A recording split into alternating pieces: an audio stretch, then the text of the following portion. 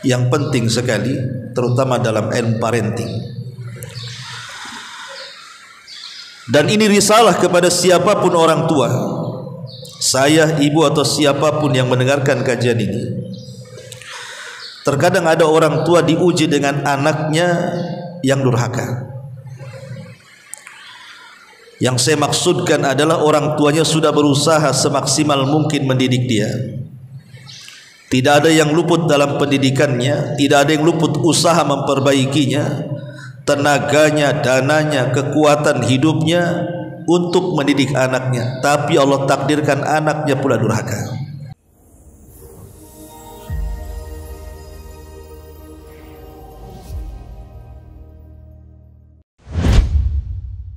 Bismillahirrahmanirrahim. Assalamualaikum warahmatullahi wabarakatuh.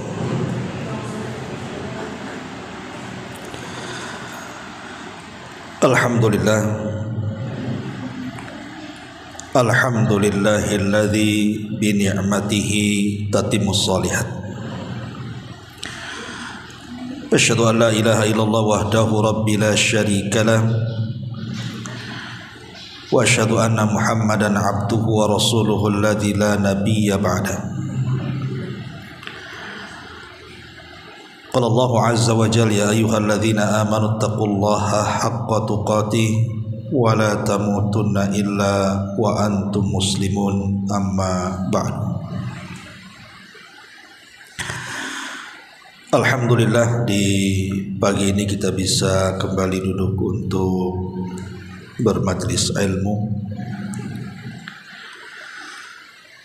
Dan pagi ini kita akan mengambil hikmah dan pelajaran dari salah satu putra Nabi Nuh alaihi salatu wassalam yang kufur. Siapa dia? Kan'an ibn Nuh alaihi salatu wassalam. Disebutkan dalam surah Hud ayat 41 sampai 47. A'udzubillahi minasyaitonir rajim. Bismillahirrahmanirrahim. Wa qala irkabu fiha bismillahi majreha wa mursaha. Inna rabbi laghafurur rahim. Wa hiya tajri bihim fi mawjin kal jibal. Dan dia berkata, naiklah kamu semua ke dalam kapal tersebut dengan menyebut nama Allah pada waktu berlayar dan pada waktu berlabuh. Sungguh Tuhanku Maha Pengampun lagi Maha Penyayang. Dan kapal itu berlayar membawa mereka ke dalam gelombang laksana gunung-gunung besar. Wa nada Nuhun ibnahu. Lalu berkata Nuh memanggil-manggil putranya Kan'an. Wa kana fi ma'zilin ya bunayyarkam ma'ana wa la takum minal kafirin. Dan ketika itu putra Nuh berada di tempat yang jauh terpencil. Dan Nuh memanggil, wahai anakku, naiklah ke dalam perahu bersama kami, dan janganlah engkau bersama orang-orang kafir. Qala sa'awi ila jabalin yaqsimuni minal ma. Maka anaknya pun menyahut dan mengatakan, aku akan mencari perlindungan ke gunung-gunung yang dapat menghindarkan aku dari air tersebut. Maka Nuh mengatakan, la asimal yawma min amrillah illa man rahim. Wahai putraku, tidak ada yang melindungi dari siksa Allah pada hari ini selain Allah yang Maha Penyayang. Wa hala bainahumal mawju fakana minal mughraqin. dan gelombang-gelombang itu menjadi penghalang antara keduanya, maka putra Nuh tersebut termasuk orang-orang yang akan ditenggelamkan.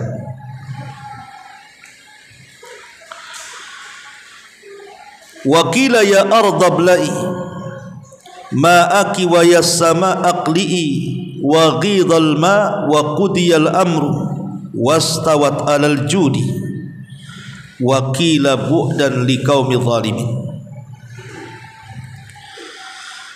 Dan Allah pun berfirman, wahai bumi, telanlah airmu, wahai langit, hujanlah. Dan air pun ketika Allah subhanahu wa ta'ala kemudian memerintahkan untuk surut, maka air pun kemudian surut dan perintah pun diselesaikan, dan kapal itu pun berlabuh di atas gunung Judi, dan dikatakan binasalah orang-orang zalim itu. Wa nada Nuhun rabbahu faqala rabbi inna bani min ahli wa inna wa'dakal haq wa anta ahkamul hakimin. Nuh pun memohon kepada Tuhannya sembari berkata, ya Tuhanku, sesungguhnya anakku adalah termasuk keluargaku, dan janjimu itu pasti benar, engkau adalah hakim yang paling adil. Maka Allah mengatakan, ya Nuh, innahu laisa min ahlik, innahu amalun ghairu salih, fala tas'alni ma laisa laka bihi ilmun, inni a'idzuka an takuna minal jahilin. Maka Allah subhanahu wa ta'ala berfirman, wahai Nuh, sesungguhnya dia bukan keluargamu, karena perbuatannya sungguh tidak baik. Sebab itu janganlah engkau memohon kepadaku sesuatu yang tidak engkau ketahui hakikatnya. Aku menasihatimu agar engkau tidak termasuk orang bodoh. Qala, maka Nuh berkata, Rabbi inni a'udzubika an as'alaka ma laysa li bihi ilmun wa illam taghfirli wa tarhamni aku minal khasirin. Maka Nuh berkata, ya Tuhanku, sesungguhnya aku berlindung kepadamu untuk memohon kepadamu sesuatu yang aku tidak mengetahui hakikatnya. Kalau engkau tidak mengampuniku dan tidak menaruh belas kasihan kepadaku, niscaya aku termasuk orang-orang yang rugi. Surah Hud ayat 41 sampai 47. Ma'asyiral muslimat yang dimuliakan Allah subhanahu wa ta'ala, surat ini memberikan pelajaran kepada kita bagaimana Nuh alaihi salatu wassalam diuji oleh Allah subhanahu wa ta'ala dengan kekafiran putranya. Nuh ini memiliki beberapa putra. Satu Syam, dua Ham, tiga Yafis, dan yang terakhir adalah Kan'an. Lah tiga putra Nuh semua beriman, tapi satu putranya Kan'an tidak beriman dan mengikuti jejak istrinya Nuh. Dari sini Allah subhanahu wa ta'ala berfirman, ya ayyuhalladzina amanu inna min azwajikum wa auladikum aduwwan lakum fahdaruhum wa in ta'fu wa tasfahu wa taghfiru fa innallaha ghafurur rahim. Wahai orang-orang yang beriman, sesungguhnya di antara istri-istrimu atau pasangan-pasanganmu dan anak-anakmu ada yang menjadi musuh bagimu, seperti Nuh. Dua-duanya jadi musuh, istrinya jadi musuh, anaknya pula jadi musuh. Terkadang kita diuji seperti itu kan. Terkadang ada suami yang diuji istrinya musuh dia, anaknya pula musuh dia, atau sebaliknya, istri diuji dengan suaminya dan juga anak-anaknya. Begitulah dunia terkadang, Allah bolak-balik seperti itu. Tapi di sini lihat bagaimana Nuh alaihi salatu wassalam mengadakan hiwar bersama putranya Kan'an ini, berdialognya Nuh bersama putranya Kan'an di sini ada pelajaran besar yang penting sekali, terutama dalam ilmu parenting. Dan ini risalah kepada siapapun orang tua, saya, ibu atau siapapun yang mendengarkan kajian ini. Terkadang ada orang tua diuji dengan anaknya yang durhaka. Yang saya maksudkan adalah orang tuanya sudah berusaha semaksimal mungkin mendidik dia. Tidak ada yang luput dalam pendidikannya, tidak ada yang luput usaha memperbaikinya, tenaganya, dananya, kekuatan hidupnya untuk mendidik anaknya. Tapi Allah takdirkan anaknya pula durhaka.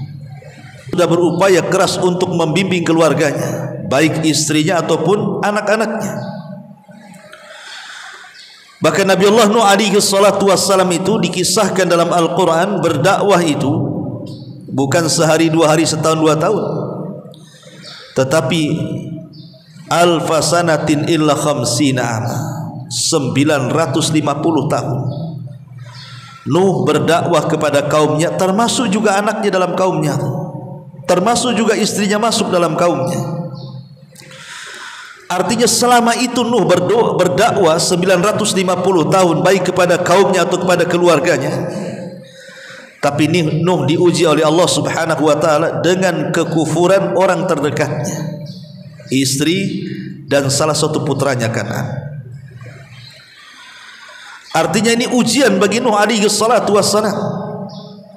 Sebab kalau seluruh keluarga Nuh menjadi baik, anggaplah istrinya salehah atau putranya Kan'an juga tidak kufur dan beriman kepada Nuh, artinya seluruh keluarga Nuh itu baik, tentu Nuh alaihi salatu wassalam tidak perlu bersabar. Tetapi dengan kesabaran Nuh alaihi salatu wassalam, karena diuji oleh Allah, bukan hanya kaumnya kufur, tapi istrinya juga kufur, anaknya juga kufur, maka diangkatlah Nuh bukan hanya menjadi seorang nabi dan rasul, karena kesabarannya meningkat menjadi ulul azmi. Karena kesabarannya itulah maka disebut ulul azmi. Makanya Allah mengatakan kepada Rasul, fasbir kama sabara ulul azmi minar rusul. Sabarlah wahai Muhammad sebagaimana sabarnya ulul azmi. Salah satunya Nuh. Dia dikenal dengan kesabarannya menghadapi istri dan anaknya. Padahal dakwahnya bukan sehari 2 hari, 950 tahun dia menasihati istri anaknya itu. Tapi hidayah tidak menyentuh keduanya. Sampai pada waktunya ketika azab Allah Subhanahu wa taala ditimpakan kepada umat Nuh yang kufur kepada Allah Azza wa Jalla, termasuk anaknya Kan'an. Lihat, tidak mungkin orang tua ketika melihat anaknya hendak tenggelam dibiarkan, kan? Mustahil. Kita punya anak mau tenggelam, tidak mungkin orang tua diam saja. Pasti orang tua akan berusaha menyelamatkannya. Bahkan betapa banyak orang tua sebejat apapun anak, kalau berkasus masuk penjara, dia usahakan untuk dikeluarkan. Bila perlu bayar lawyer dia bayar. Padahal sudah jelas-jelas anaknya itu kan kriminal. Ada orang tua yang sayangnya seperti itu kepada anak karena mengharap kebaikannya. Lah begitulah Nuh alaihi salatu wassalam di sini.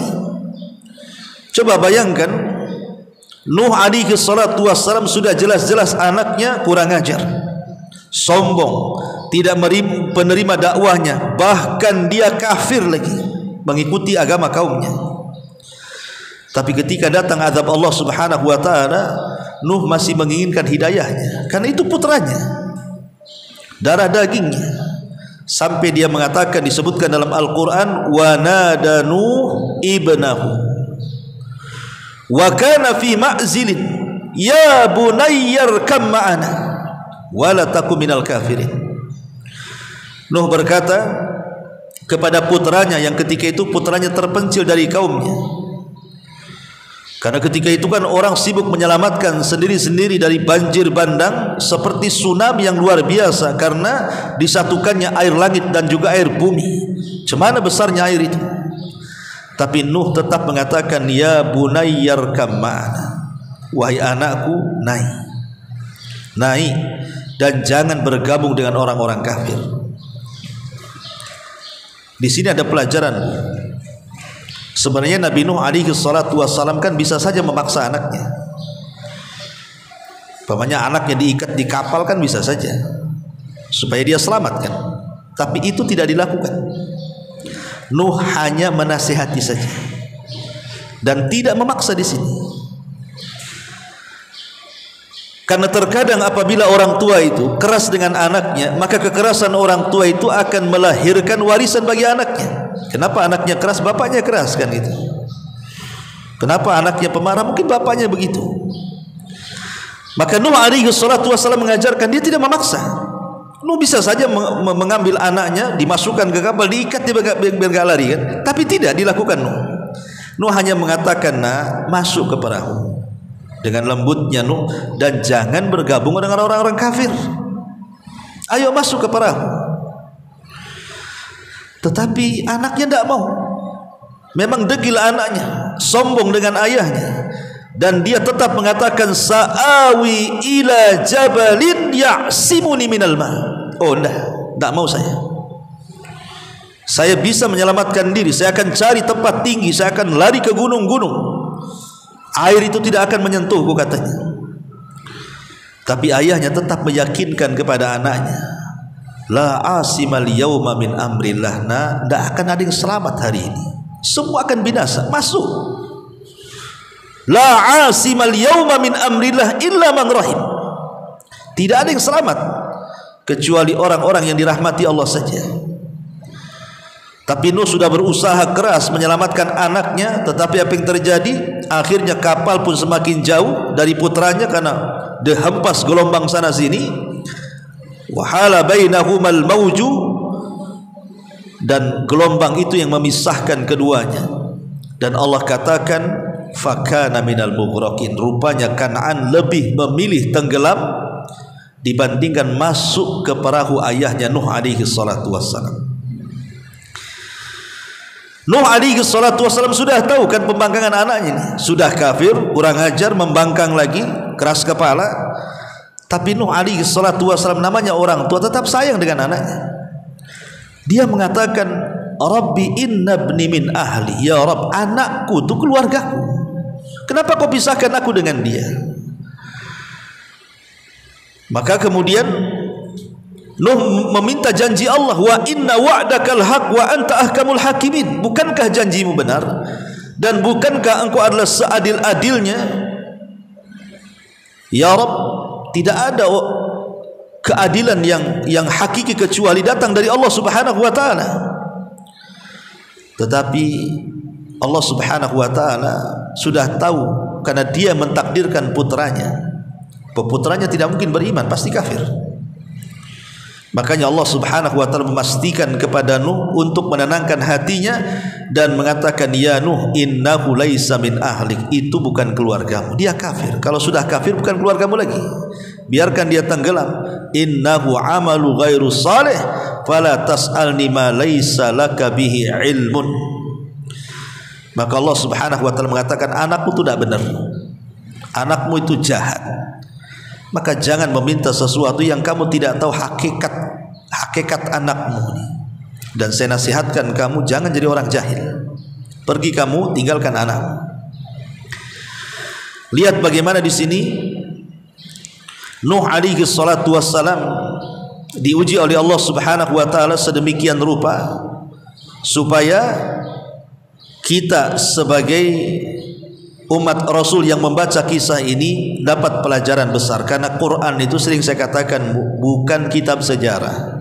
Memang ada sejarah dalam Quran, tapi Quran itu kan bukan kitab sejarah. Quran itu kitab hidayah dan kitab ibrah. Kitab yang kita ambil per kalimatnya itu ada pelajaran di situ. Seperti kisah Nuh alaihi salatu wassalam. Lain Nuh, lain pula Nabi Ya'qub alaihi salatu wassalam. Nabi Ya'qub juga diuji oleh anak-anaknya kan. Nabi Ya'qub ini sama dengan Nuh dan nabi-nabi yang lainnya, tidak mungkin mentarbiyah anaknya sembarang tarbiyah. Dia seorang nabi, pasti akan diajarkan yang baik-baik anaknya kan. Tapi lagi-lagi pengaruh anak itu ternyata datang dari siapa? Dari istri Yakub. Ya, sebagaimana Nuh pengaruh kepada anaknya jadi istrinya juga. Anaknya mengikuti agama istrinya. Begitu juga Yakub yang 10 putranya yang hasad kepada Yusuf pun pengaruh dari ibunya kan. Makanya posisi ibu dalam keluarga itu sangat menentukan tarbiyah anak-anak. Makanya ada istilah al-madrasatul ahli. Ibu itu madrasah keluarga. Karena ayah ini jarang pulang, keluar pagi bekerja, kadang sore datang, enggak sempat dia mendidik. Jadi yang mempengaruhi besar dalam keluarga kepada anak-anak ya ibunya kan itu. Nabi Yakub sudah tahu tabiat putra-putranya. Sehingga ketika Nabi Yusuf alaihi salatu wasallam bermimpi, Nabi Yakub sudah mengatakan kepada Yusuf, "Ya bunai la taqsus ru'yaka la ikhwatika fayakidu laka kaida inna syaitan lil insani aduwwum mubin." Wahai anakku Yusuf, janganlah engkau ceritakan mimpimu ya kepada saudara-saudaramu tuh. Mereka akan membuat tipu daya kepadamu karena setan itu musuhmu yang jelas. Tetapi sehebat apapun Nabi Yakub memperingatkan Nabi Yusuf alaihi salatu wassalam, dia tidak bisa menolak takdir. Dia tidak bisa menolak takdir Allah Azza wa Jalla. Tetap saja namanya Yusuf masih polos, diceritakan pula mimpi itu. Apa yang terjadi? Muncullah hasad saudara-saudaranya yang mengakibatkan akhirnya kemudian mereka pun membawa Nabi Yusuf dengan alasan bermain-main, belakangan dimasukkan ke sumur, kemudian dibuat alasan bahwa dia diterkam serigala dengan dilumuri bajunya dengan darah kambing. Nabi Yakub buta, tidak tahu, dah tua buta lagi kan itu. Tapi Nabi Yakub tahu bahwa saudara-saudaranya ini sudah berbuat jahat kepada Yusuf. Makanya ketika Allah Subhanahu wa taala melanjutkan dalam surah Yusuf ayat 18-nya, waja'u ala qamisihi bidhamin kadhib. Mereka datang membawa baju gamis yang berlumuran dengan darah palsu itu. Qala bal sawwalat lakum anfusukum amran fasabrun jamil wallahul musta'an ala ma tasifun. Apa kata Nabi Yakub? Sebenarnya dirimu sendirilah yang memandang baik perbuatan buruk itu, maka kesabaran yang baik itulah kesabaranku, dan Allah sajalah yang akan menyingkap semua apa yang kalian ceritakan itu. Benar salahnya nanti Allah akan singkap nanti. Tapi di sini ada pelajaran dari dua kisah ini. Kalau seandainya orang tua diuji oleh anaknya, anggaplah orang tua itu sudah mentarbiyah dengan tarbiyah yang baik. Seperti Nuh sudah mentarbiyah dengan tarbiyah yang baik, tapi Allah takdirkan pula Kan'an kufur. Ataupun sudah mentarbiyah tarbiyah yang baik seperti Yakub, tetapi juga anak-anaknya juga menyakiti anak-anak yang lainnya. Kalau itu terjadi, hanya satu kata, Bu, apa? Sabar. Apa lagi? Sabar. Lihat tadi ayat yang saya baca, ya ayyuhalladzina amanu inna min azwajikum wa auladikum aduwwan lakum fahdharuhum. Wahai orang-orang yang beriman, sesungguhnya pasangan-pasangan kalian, anak-anak kalian itu bisa menjadi musuh bagi kalian. Hati-hati dari mereka.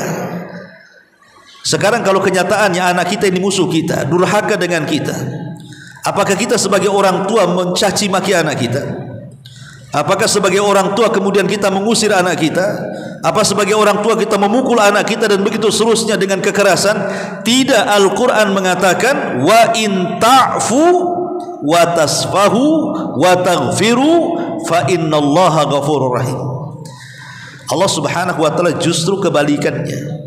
Kalau Allah takdirkan kita diuji seperti ini, justru orang tua jangan melakukan hal-hal yang di luar kesadarannya. Kan banyak orang tua itu kalau diuji anaknya durhaka, ya termasuk saya atau mungkin yang lainnya, terutama bapak ya, karena bapak ini kadang-kadang emosional kan itu. Terkadang bisa saja diusirnya anaknya kan, dimakinya anak itu, didoakan buruk, terkadang sampai melakukan kekerasan. Tapi Al-Quran mengajarkan tidak demikian. Kata Allah Subhanahu wa taala, wa in ta'fu, kalau engkau maafkan anakmu, Ini jelas-jelas anak sudah jadi musuh tuh, udah durhaka dengan orang tuanya kan.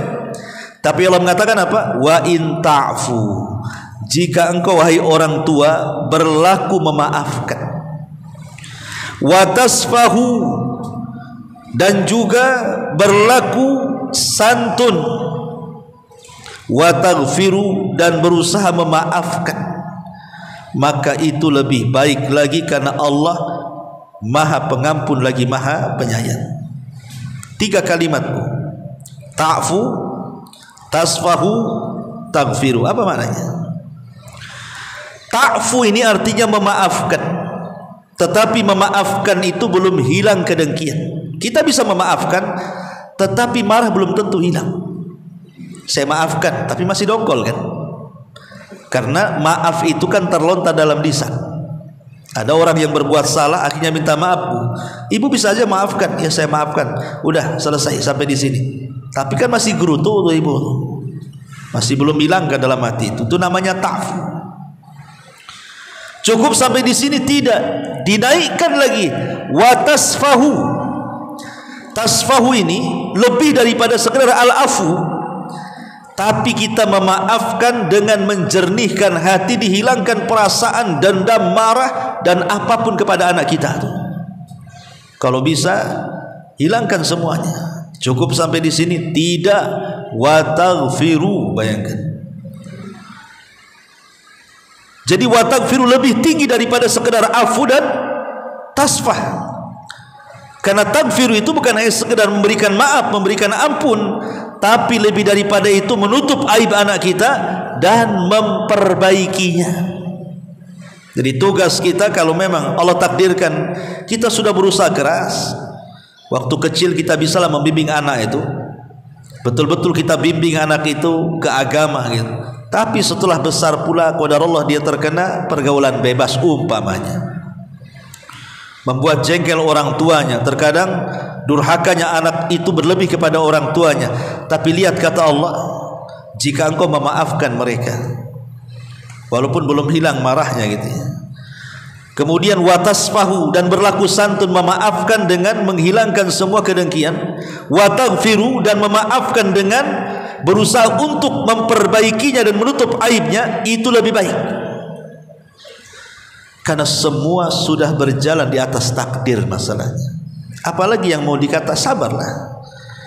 Karena itu takdir Allah Azza wa Jalla. Kan ibu sudah berbuat baik, sudah semaksimal mungkin kan mendidik anak itu. Tapi Allah takdirkan anaknya nakal, apalagi? Selain bersabar, beriman dengan takdir. Kenapa demikian? Karena boleh jadi, Bu, Allah Subhanahu wa Ta'ala hendak mengangkat derajat ibu dengan diberikan ujian seperti itu. Ujian kan datang dari mana saja kan? Bisa saja dari kesehatan, dia sakit. Bisa saja dari ekonomi, mungkin suami kena pecat. Bisa saja dengan ucapan tetangga-tetangga yang menyakitkan. Terkadang bisa juga ujian itu dari anak yang nakal. Itu kan ujian tuh. Allah sedang menguji kita dengan anak-anak kita. Kalau kita sabar dengan anak-anak kita, kemudian berusaha untuk memaafkan dan juga memperbaiki anak kita, boleh jadi Allah sedang mengangkat derajat kita. Allah sedang sayang sama kita. Cuma kita tidak tahu saja. Karena Allah Subhanahu wa Ta'ala apabila mencintai hambanya, ibtalahum, Allah uji hamba itu. Makanya kenapa sebisa mungkin walaupun anak kita itu, Bu, nakal nakal-nakalnya, jangan pernah mendoakan buruk kepada mereka. Karena Allah mengatakan, Rasul mengatakan, la tad'u ala anfusikum wala ala auladikum wala ala amwalikum. Jangan mendoakan buruk kepada diri kalian, kepada anak kalian, dan kepada harta-harta kalian. Jangan. Karena kalau sampai ibu doakan doa buruk, doa ibu itu mustajab. Kenapa? Selain memang orang tua itu mustajab doanya kepada anak, doa yang dizalimi itu mustajab masalahnya. Jadi dua mustajabnya itu. Pertama, memang orang tua apabila berdoa kepada anak itu mustajab. Sebagaimana Nabi SAW mengatakan, salasu da'awatin, ada 3 doa mustajabun akan diijabah. Da'watul walid ala waladihi, doanya orang tua kepada anaknya. wa da'watul musafir, dan doanya orang yang sedang musafir, wa da'watul madlum, dan doa orang yang dizalimi. Jadi kalau orang tua berdoa kepada anaknya dengan doa buruk, doa dia mustajab tuh. Dia dari pihak yang dizalimi oleh anaknya, itu sudah mustajab. Dia pula orang tuanya bagi anak itu lebih mustajab lagi. Karena begini Bu, terkadang wa asa an takrahu syai'an wa huwa khairul lakum, kan itu. Terkadang apa yang kita anggap buruk itu rupanya baik pula di hadapan Allah. Siapa tahu kan kita tidak tahu. Mungkin anak yang kita anggap durhaka itu, setelah kemudian orang tuanya meninggal, dia jadi baik. Justru dia pula yang mendoakan orang tua dengan penyesalannya karena dia tidak pernah berbuat baik kepada orang tuanya. Atau kalaupun dia tidak diperbaiki, dia punya keturunan yang baik. Mungkin kita punya cucu yang soleh dan soleha kan, yang kelak mendoakan kita. Karena satu-satunya aset di dunia yang dekat dengan orang tua itu yang akan berikan syafaat siapa kalau bukan anak. Makanya ada syariat akikah itu supaya anak kita memberikan syafaat bagi orang tuanya. Lah dari sini kita tahu bahwa apa yang harus didoakan orang tua dari dua kisah Nabi Yakub dan Nabi Nuh alaihi salatu wasalam, saya ringkas: satu, bersabar. Kemudian bersabar dengan apapun yang datang dari anak kita. Walaupun anak kita ini menyakiti orang tuanya, maka bersabar lebih baik. Kemudian berusaha untuk memaafkan, menghilangkan kedengkian hati kita kepada anak kita, dan berusaha untuk mengampuni kesalahan anak kita, menutup aibnya dan berusaha memperbaikinya. Ini yang pertama. Yang kedua, berdoa. Ketuk pintu langit. Makanya sini saya katakan, doa itu adalah salah satu bentuk mengetuk pintu langit. Kalau setiap hari kita ketuk pintu langit, tidak mungkin Allah membiarkan doa kita, pasti mustajab. Hari-hari, seperti yang saya sering analogikan, ibu benci sama saya, tapi hari-hari datang ke rumah mengetuk pintu, tidak mungkinlah saya nggak buka, pasti akan dibuka juga. Tapi Allah tidak mungkin benci dengan kita. Allah itu Ghafurur Rahim. Jangankan kita, iblis saja berdoa dikabulkan. Iblis lo berdoa dikabulkan. Apa kata iblis? Rabbi anzirni ila yaumi yub'atsun. Ya Rabb, tangguhkan aku sampai hari dibangkitkan kiamat ini. Apa kata Allah? Innaka minal mundharin. Engkau kukabulkan, kau tidak akan mati dan engkau akan hidup sampai hari dibangkitkan. Lo iblis saja berdoa dikabulkan permintaannya. Kita ini bukan iblis, ya. Maka berdoa kepada Allah Subhanahu wa taala, minta kepada Allah supaya anak kita diperbaiki. Terus apalagi kalau ibu mencari waktu-waktu yang mustajab, tempat-tempat yang mustajab.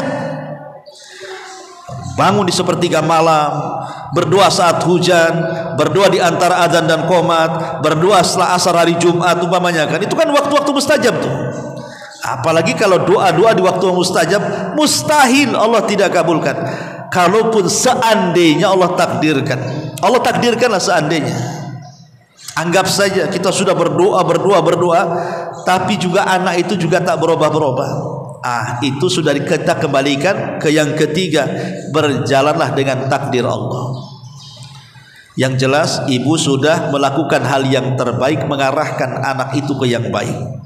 Sehingga kalau Allah takdirkan anak ibu masuk neraka, ibu tidak ke bawah-bawah tuh. Karena ibu tidak meremehkan pendidikan. Lain kalau seandainya ibu meremehkan pendidikan, kemudian anaknya jahat, setelah kemudian ibu tua ingin baik, apa nasi sudah jadi bubur? Anak itu akan menyeret orang tuanya ke neraka. Kalau tarbiyah kita ini taksiru fi tarbiyah, kita lalai mentarbiyah mereka.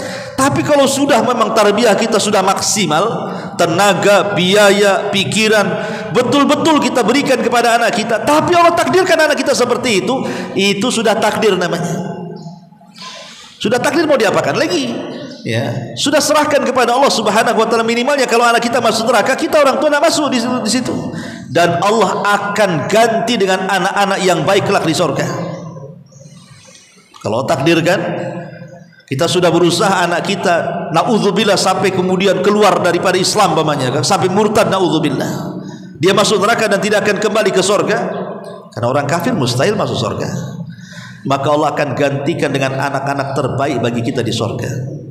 maka berjalan dengan takdir. Kalau sudah maksimal apa namanya? Paling nggak ada lagi ucapan kita kecuali ya ini sudah takdir Allah. Tetapi walaupun demikian, kita jangan pula kemudian bersandar kepada takdir, karena kita tidak tahu takdir Allah seperti apa kan. Tetap walaupun memang kita harus berjalan dengan takdir, yang namanya mengarahkan agama itu ke agama itu kewajiban. Pokoknya Allah takdirkan anak kita ini kufur, jadi kafir, pindah agama. Bukan berarti sudah stop sampai di sini, tidak. Tetap kita nasihati. Nah, balik ke Islam, balik ke hidayah, balik ke agama. Makanya kemarin kan sudah saya jelaskan kepada ibu, kenapa pentingnya mentarbiyah anak itu dari dasar. Kenapa? Dari mulai bayi, mulai dari dalam perut pun umpamanya kalau bisa ibu membaca Al-Quran kan gitu. Karena anak itu walaupun dalam perut ibu dia memang tidak bisa melihat, tapi dia bisa mendengar. Karena Allah Subhanahu wa taala mendahulukan pendengaran dibandingkan penglihatan kan. Wallahu akhrajakum min butuni ummahatikum la ta'lamuna syai'an wa ja'ala lakumus sam'a wal basar.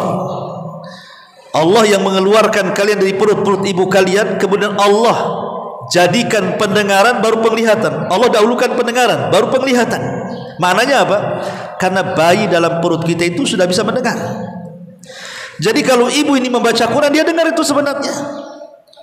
Jadi kalau 9 bulan ibu terus baca Quran, maka separuh Quran itu sudah rekam dia sebenarnya. Makanya ada seorang penemu metode penghafal Quran terbaik di Mesir itu mengatakan bahwa kalau ingin menjadikan anak-anak itu para penghafal Quran, lah ibunya harus selalu mengaji ketika anak itu di kandungan tuh. Jadi separuh Quran sudah terekam dia tuh. Jadi kalau dia brojol saja, ibu tinggal ngarahkan saja, ingatannya sudah kuat tentang Quran tuh. Tapi kan sekarang tidak. Makanya kenapa orang-orang jadi penyanyi, jadi artis, jangan ibunya nyanyi terus waktu mengandungkan gitu ya. Itu yang direkam tuh. Makanya dia mudah menghafal nyanyian, wong ibunya tukang nyanyi. Kalau ibunya tukang ngaji, maka dia akan mudah menghafal Quran. Kalau ibunya tukang nyanyi, ya itu pula yang dihafal dia gitu maksudnya. Makanya di sini penting itu mulai tarbiyah dari kecil itu, ya, mulai dari kandungan sampai kemudian lahir, sampai kemudian menginjak besar dan terus membesar, terus tarbiyah. Jangan sampai mata kita terpalingkan dari anak kita. Kalaupun Allah takdirkan nih nanti dia besar dia jahat, insya Allah biasanya kalau tarbiyahnya baik dia akan balik lagi. Dia akan balik lagi. Kalau kita sudah mentarbiyah baik, dia akan balik lagi. Kalaupun tidak balik lagi, ya itu sudah takdirnya. Tapi umumnya balik lagi. Contohnya kisah Nabi Yakub ini. Ketika kemudian saudara-saudaranya mencelakakan Nabi Yusuf alaihi salatu wassalam, di akhir kisah mereka tobat kan? Mereka bertobat kepada Allah Azza wa Jalla. Artinya kalau kita mentarbiyah dengan baik dari awal, kemudian pertengahan dia rusak, pasti akhirnya baik lagi, gitu maksudnya. Kalaupun Allah takdirkan kita sudah mentarbiyah dari awal, kemudian dia rusak terus, ya itu sudah takdir seperti Kan'an putranya Nuh. Tapi kan ada upaya orang tua di sini, ajari mereka agama. Karena kalau agama tidak ada pada anak kita, makanya saya katakan, saya ulang, bahwa anak kita kalau tidak mulhid pasti mujrim, kalau tidak mujrim pasti mudmir, kalau tidak mudmir pasti syadz. Kalau anak kita tidak mulhid, mulhid itu artinya menyimpang agamanya, pasti dia mujrim, dia jadi orang jahat. Kalau dia tidak jahat, maka pasti mudmir, dia kecanduan maksiat. Kalau tidak kecanduan maksiat, pasti ada penyimpangan seksual, jadi LGBT. Itu kalau tidak ada agama tuh. Pasti terjatuh pada 4 perkara ini. Mungkin ketika sudah besarnya dia mulhid, agamanya masalah, bahkan sama sekali tidak peduli dengan agama. Atau mungkin mujrim, jadi jahat dia. Atau mungkin mudmir, gemar pula dia maksiat, gemar dengan khamar, gemar dengan narkoba, gemar dengan zina, gemar dengan macam-macamnya.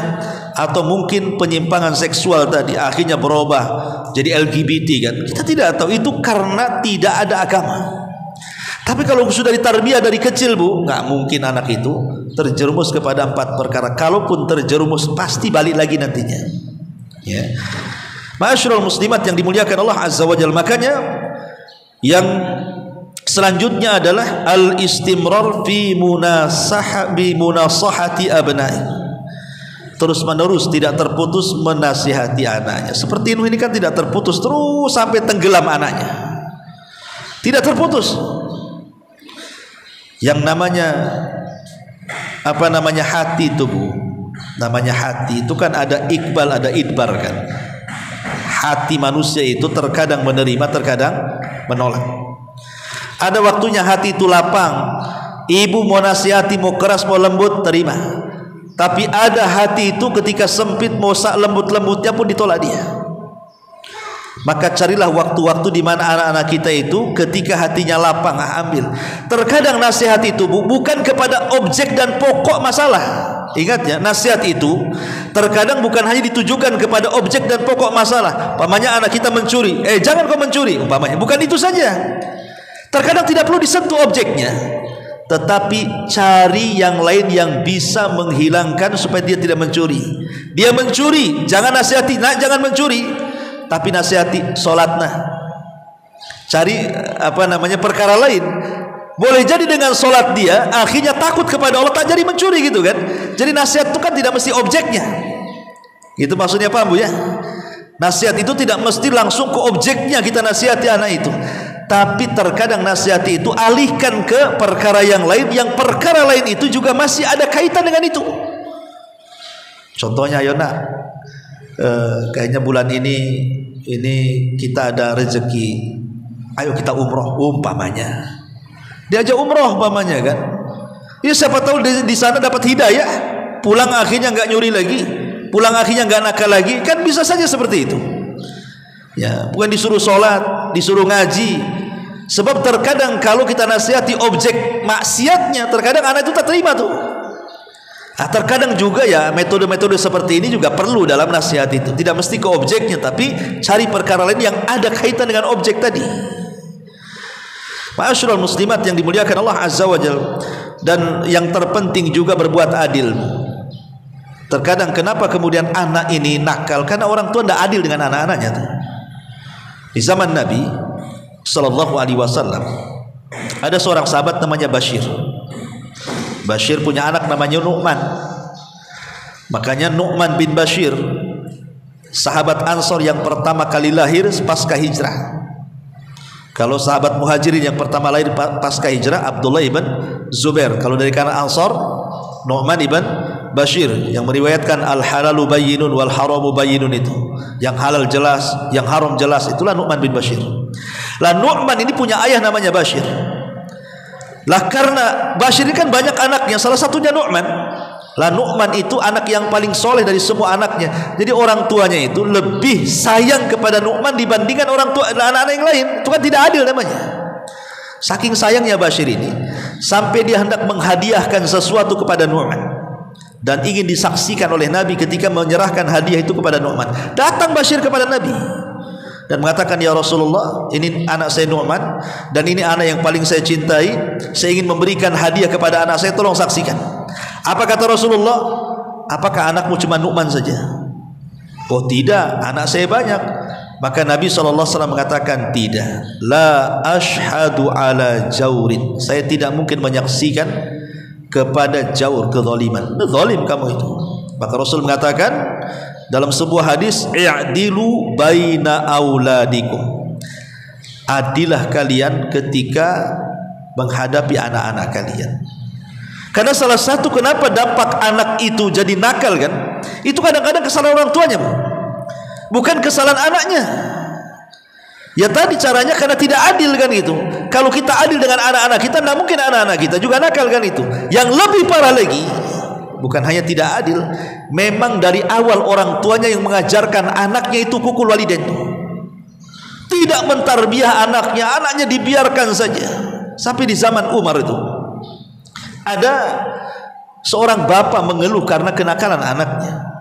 Ini bapak ini datang kepada Umar radhiyallahu anhu yang ketika itu menjadi khalifah dan mengatakan, ya Amirul Mukminin, anak saya dikurang ajar.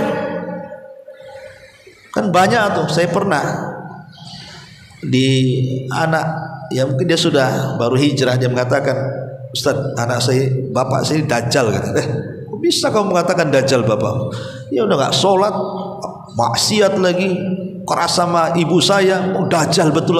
Ada anak bilang dajjal sama orang tuanya. Coba ya kan. Lah ini kan terjadi seperti ini karena tadi memang orang tuanya dari awal sudah nggak mengajarkan kan. Jadi Umar bin Khattab radhiyallahu an ketika mendengar satu aduan kan tidak mungkin satu telinga. Kata Umar, datangkan anakmu. Didatangkan anaknya, kemudian ditanya, betul engkau durhaka kepada orang tuamu? Kata anaknya, ya Amirul Mukminin, saya ingin bertanya, boleh tidak? Boleh. Kewajiban orang tua kepada anak itu apa wahai Amirul Mukminin? Kata anaknya. Kata Umar, 3. 1. Mengajarkan Quran. 2. Memberikan nama yang terbaik. 3. Mencarikan ibu yang baik. Apa kata anaknya? Ya Amirul Mukminin, ayahku di depanmu nih 1 huruf Quran pun tidak mengajarkan aku, dan dia memilihkan ibu untukku adalah seorang budak, ibuku seorang budak, dan aku dikasih nama Jual. Jual itu nama binatang. Marahlah Umar. Makanya Umar mengatakan kepada orang tua ini, sebelum anakmu durhaka kepadamu, kau sudah durhaka sama anakmu, katanya. Terkadang ada anak-anak jadi durhaka itu karena orang tuanya yang durhaka, memang nggak ngajarin sama sekali anaknya. Ya kalau dia tumbuh besar jadi durhaka ya wajar kan begitu. Nggak ngasih contoh. Jangan seperti itu. Kadang-kadang kenapa anak jadi durhaka luar biasa sama orang tua? Orang tuanya yang kurang ajar. Jadi durhaka itu bukan hanya bersumber dari anak, orang tua pun bisa durhaka tuh. Dari sini penting seseorang itu memahami bahwa kalau orang tuanya sudah mendidik dengan baik, dengan benar gitu, anaknya durhaka ya memang ujian. Tapi kalau orang tuanya tidak pernah memberikan pendidikan terbaik bagi anak-anaknya, tiba-tiba setelah tua ingin baik, ya mustahil. Mustahil. Orang tuanya pencuri, anaknya jangan mencuri, susah. Walaupun ada juga yang ajaib, orang tuanya jahat, anaknya pula jadi ustadz. Ada yang seperti itu. Itu hidayah kan gitu ya. Tapi umumnya kan jarang yang seperti ini. Umumnya orang tua jahat, anak jahat. Karena pohon namanya buah mangga ya tidak mungkin jatuh di pohon durian kan itu. Ya di bawah pohon mangga juga nggak jauh-jauh dari situ. Ya. Makanya penting seseorang itu terus menasihati anaknya, menasihati anaknya, dan bila perlu, kita tahu bahwa ada terkadang ya dalam suami istri itu kan karakter berbeda-beda, Bu. Kadang ibu kan lebih diterima anak, sejahat-jahatnya anak biasanya masih sayang sama ibunya, ya kan Bu. Sak kurang-kurang ajarnya anak itu biasanya sama ibu masih dekat. Tapi kalau sama bapak, kalau udah dendam tuh dendam mati biasanya. Ya sama-sama laki-laki masalahnya kan, kalau dia anak laki-laki.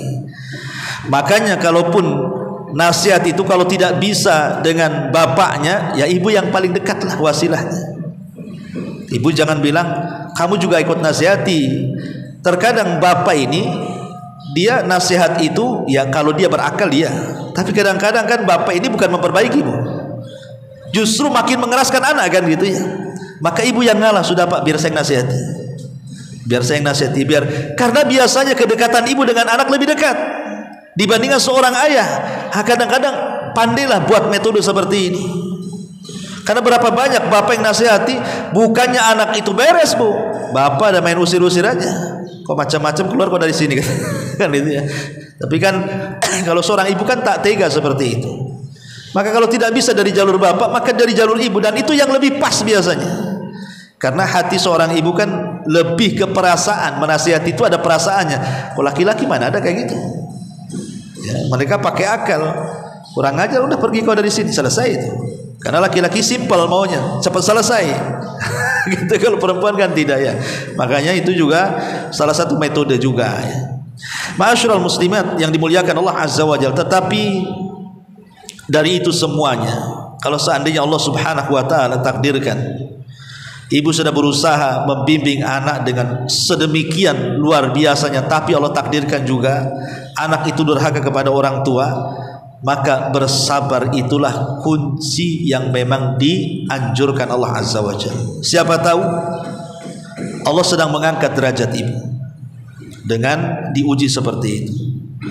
Atau siapa tahu mungkin dulu ibu punya dosa banyak, diuji dengan anak-anaknya. Boleh jadi ujian anak itu menghapuskan dosa-dosa ibu, atau boleh jadi mungkin dengan kesabaran itu, dengan menghadapi ujian anak yang seperti itu, terkadang di antara kita itu mungkin sholat kurang, ya puasa maksudnya sholat sunnah ya kurang, puasa sunnah kurang, sedekah juga kurang. Tetapi Allah hendak menjadikan kita bersama para nabi, hendak mengangkat derajat kita bersama orang-orang para siddiqin, orang-orang para syuhada. Kita tidak tahu, Allah hendak mengangkat derajat kita tinggi-tinggi. Walaupun kita kurang amalannya, tapi dengan kesabaran kita menghadapi ujian, justru Allah subhanahu wa ta'ala mengangkat pula derajat kita tinggi-tinggi. Karena ada hadis yang mengatakan ada surga itu tidak bisa diraih dengan sholat, dengan puasa, dengan zakat, dengan amalan, dan hanya bisa diraih dengan kesabaran. Innama yuwaffas sabiruna ajrahum bighairi hisab, bahwa pahala orang-orang yang sabar itu tanpa batas.